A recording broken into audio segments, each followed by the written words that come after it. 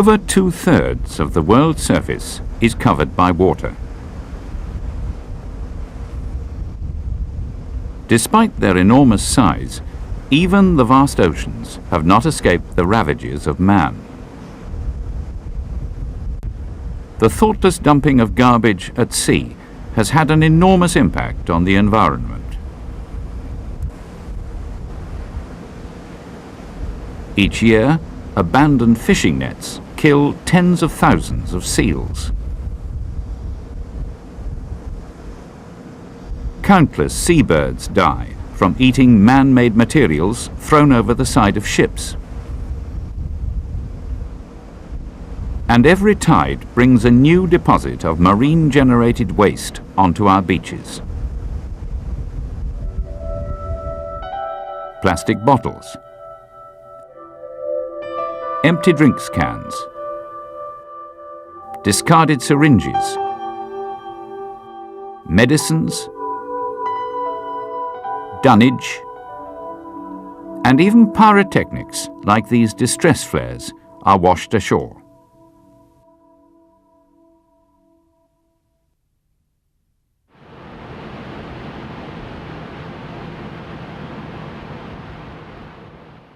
Ships are not responsible for all the garbage that finds its way into the sea. However, international surveys suggest that the marine industry generates a significant proportion.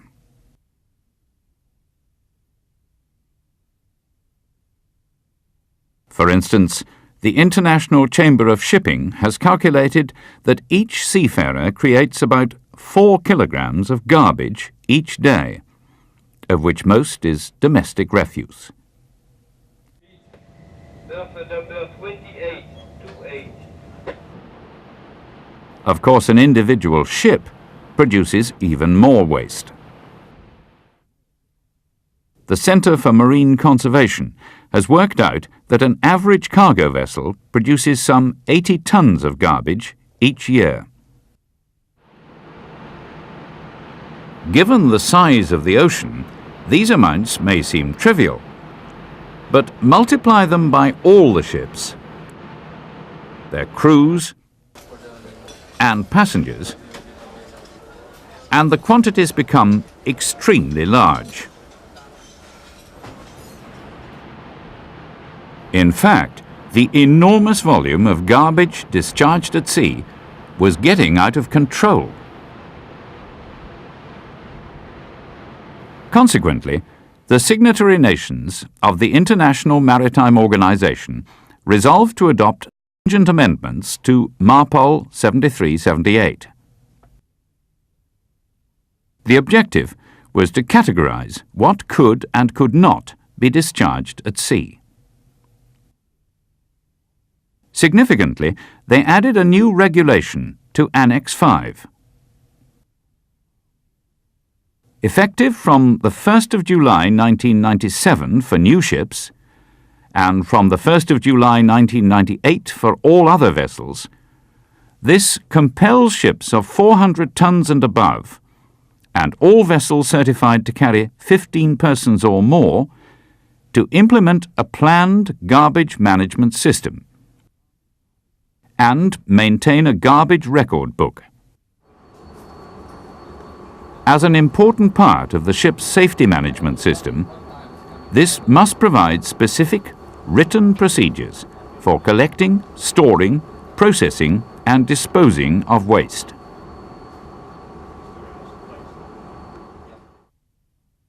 MARPOL Annex 5 is not simply a set of guidelines. And then your oil record book, that's not completed correctly. I discussed that with the Chief Engineer. It is backed up by the full force of international law. This provides harsh penalties for any infringement. Illegal dumping of ship's waste will result in severe penalties and could lead to a substantial fine or even imprisonment.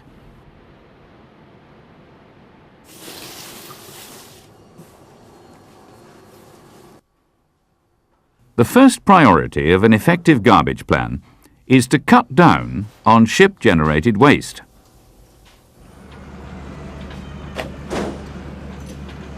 The second is to ensure that the discharge of waste is carried out safely and in a way that will not harm the environment. A designated person, typically an officer, is in charge of carrying out the plan. It is the responsibility of the designated person to log each garbage discharge or completed incineration into the garbage record book. Like the ship's log, the garbage record book is a legal requirement and must be available for inspection by Port State Control or other authorized officials. That's the latest entries, right? Yes.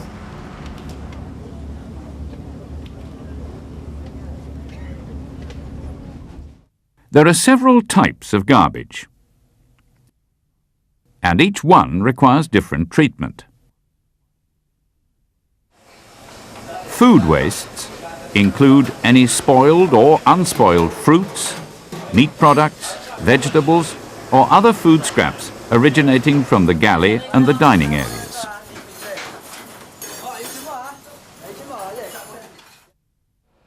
Domestic waste is the garbage generated in the living quarters of the ship.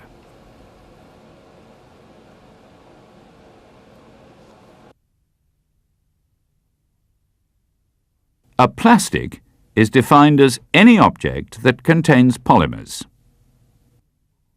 This can include obvious items like plastic bottles and disposable styrofoam beakers,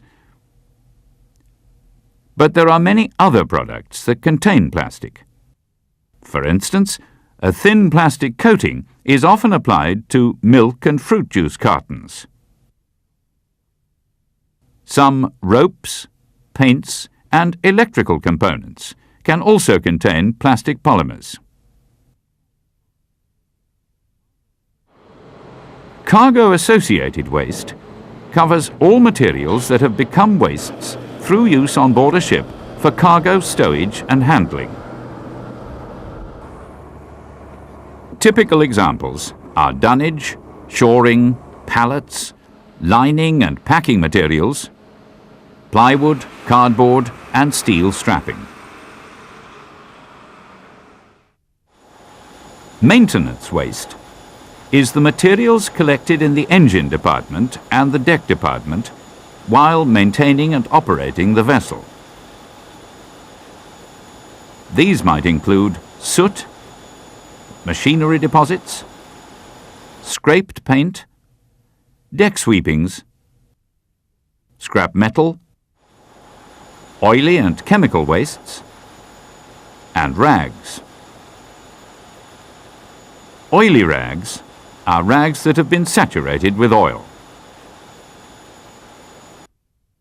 Contaminated rags have been saturated with a harmful substance. These include noxious chemicals and cleaning fluids.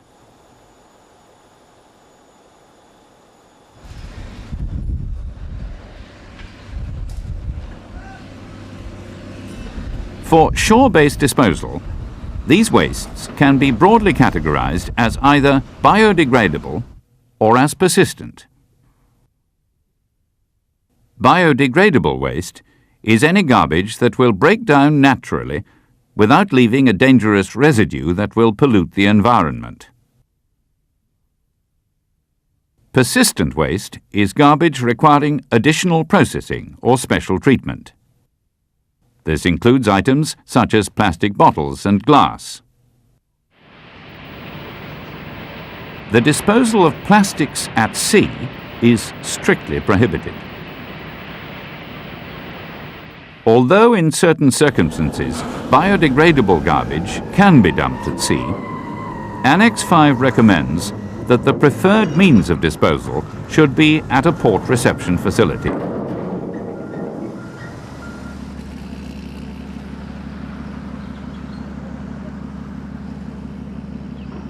The successful implementation of a garbage management plan requires that everyone on board contributes to a policy of good housekeeping.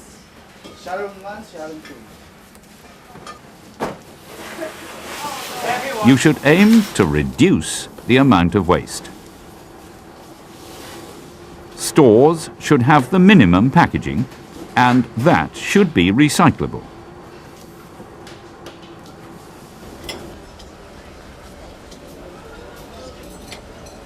It is the duty of all seafarers to cut down the sources of garbage. This means careful attention should be given to limiting disposable articles like cups, dishes, towels and rags, and where possible, replacing them with washable items. Effort should also be made to reuse dunnage, shoring, lining and packing, and other materials used for cargo stowage.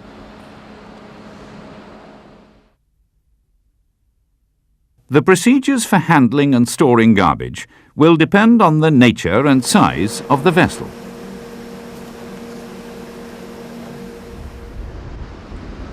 An ocean-going cruise ship will generate far more domestic garbage than a cargo vessel.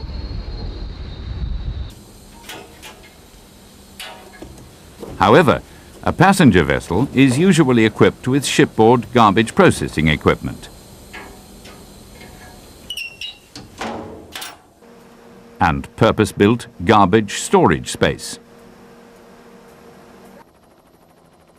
For cargo ships, especially those bound on long-haul voyages, such facilities may not be available.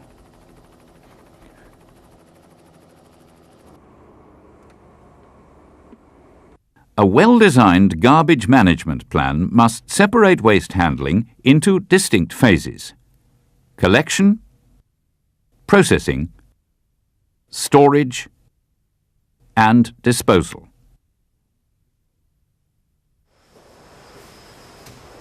At the collection stage, it is essential to sort the garbage and separate it according to the final disposal route.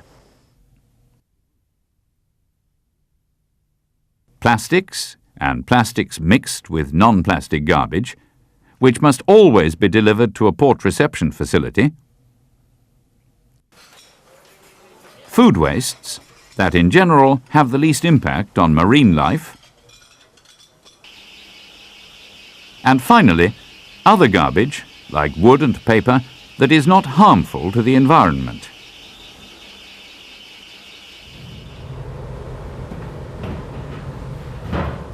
The receptacles should be clearly marked and made available at appropriate locations throughout the vessel.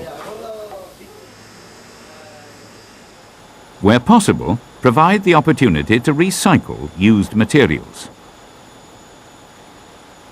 Separate paper products, glass, metal and the like into specialized containers for reprocessing on shore.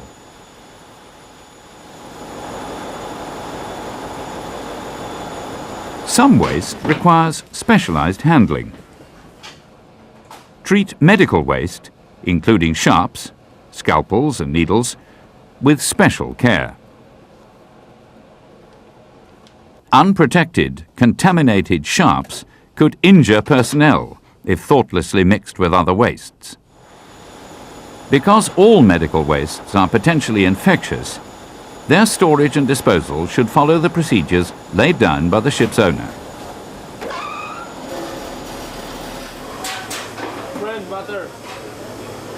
Food waste is not always classified as environmentally harmless.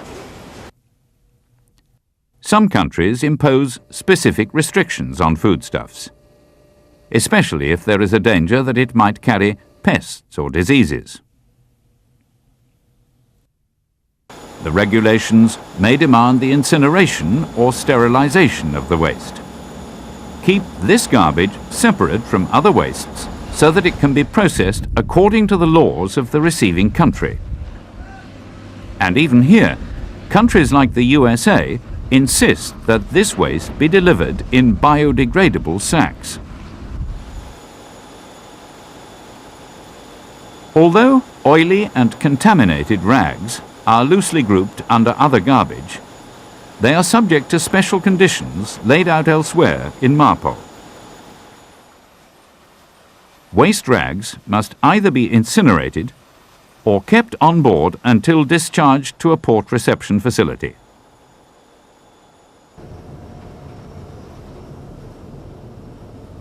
Under no circumstances is it acceptable to discharge at sea biodegradable wastes contaminated with plastics, oil, or other persistent man-made materials.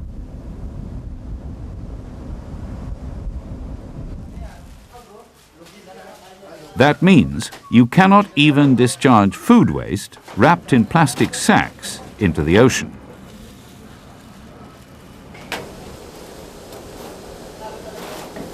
All shipboard members are responsible for ensuring that garbage is safely deposited in the right bins.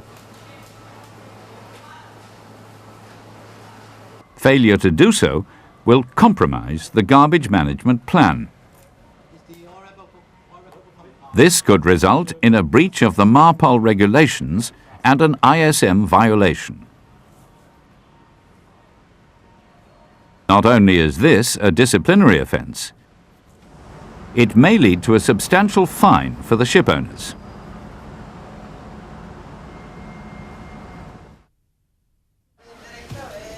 Processing the garbage will reduce its volume. This is achieved through compaction, comminution, or incineration.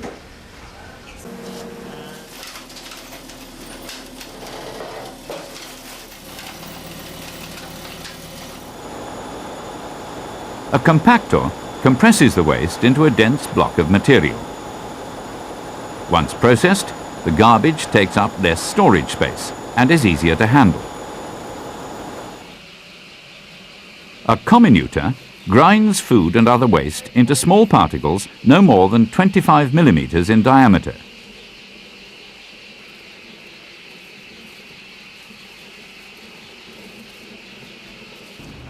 MARPOL guidelines recommend that ships should grind all food waste because this pre-treatment accelerates the natural biological processes that break down the garbage.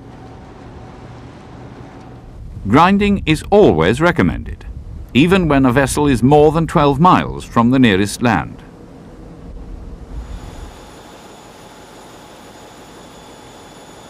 Incineration reduces waste to ash. However, this does not always result in a residue that can be safely discharged at sea. The ash from some plastic products contains heavy metals and other undesirable toxins. Store these residues separately on board and only discharge them to a suitable port reception facility.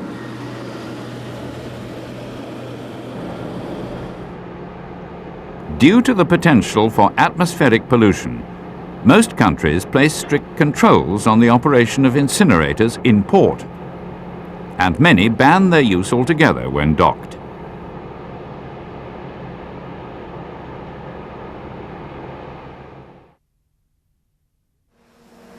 Storing garbage safely is important because ship-generated waste can represent a hazard.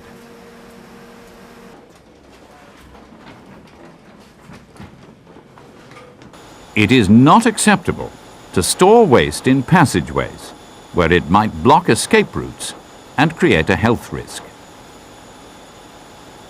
Stow the different types of garbage in separate, clearly marked bags. And ensure all garbage is made secure so there is no danger of an accidental discharge.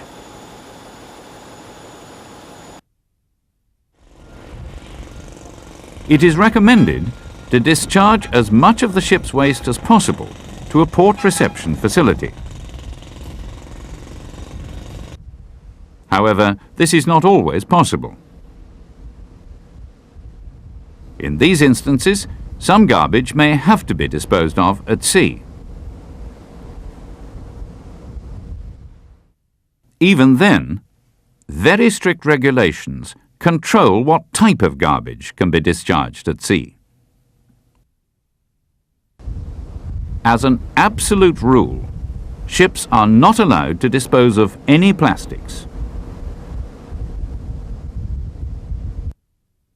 No garbage may be discharged if the ship is less than 3 nautical miles from the nearest land.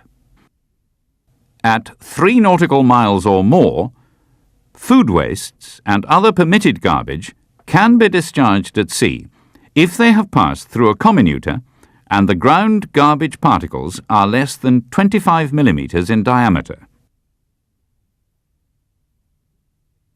At a distance of no less than 12 nautical miles, it is permitted to discharge unprocessed food wastes, paper products, rags, glass, metal, bottles, crockery, and similar refuse. It is only at a distance of 25 nautical miles or more that larger items such as dunnage or lining and packing materials can be discharged. Though even here, shore-based disposal to a port facility is still the preferred option. For the purposes of Annex 5 of MARPOL, some parts of the world's oceans are designated as special areas. These special areas include the Mediterranean Sea, the Baltic, Black and Red Seas, the Gulfs area, the North Sea, the Antarctic, and the wider Caribbean region. In these regions, a far more restrictive code of practice is enforced. As well as prohibiting the disposal of plastics, it is expressly forbidden to discharge all other garbage with the exception of food waste. In most of the special areas, unprocessed food waste can be discharged if the vessel is at least 12 nautical miles from the nearest land. In the wider Caribbean region, food wastes that have been ground into particles of less than 25 millimetres can be discharged if the vessel is at least 3 nautical miles from land.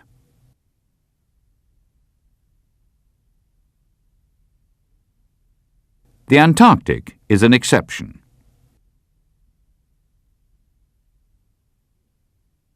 Here, no garbage may be disposed of at sea at all. Ships must store all waste on board and land it at a suitable port reception facility.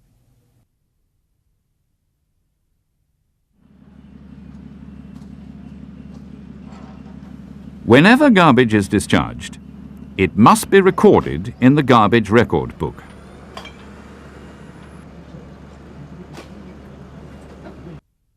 In all cases, this must have the date and time, the category of garbage, the estimated amount in cubic meters,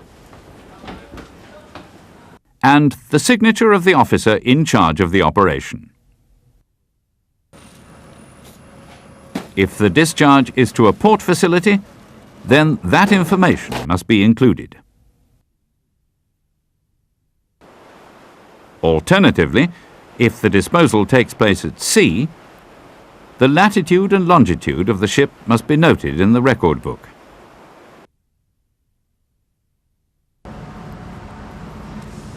The garbage record book must be kept for a minimum of 2 years and be open for inspection at all times. Failure to comply with the rules and keep scrupulously accurate records could result in a heavy fine or even a prison sentence. Operating an effective garbage management plan is not just a legal requirement. Seafarers have a responsibility to the environment too. Reducing marine waste keeps the world's oceans cleaner. Our beaches will be safer, and less garbage in the seas will help conserve fish and marine mammals. Garbage management for a cleaner and safer world.